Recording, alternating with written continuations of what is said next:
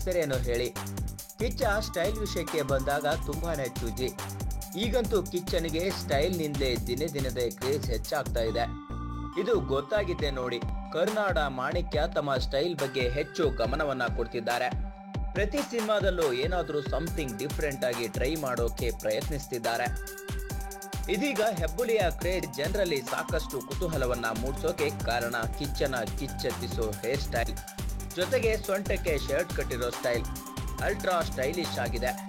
ಇದನ್ನ ನೋಡಿದವರು ಈ ಸ್ಟೈಲ್ಗೆ ಹೆಸರೇನಿರ್ಬೋದು ಅಂತ ಥಿಂಕ್ ಮಾಡದೆ ಇರೋದಿಲ್ಲ. ಈ ಸ್ಟೈಲ್ಗೆ ಪ್ಲಾನಲ್ ಸ್ಟೈಲ್ ಅಂತ ಕರೆಯಲಾಗುತ್ತೆ.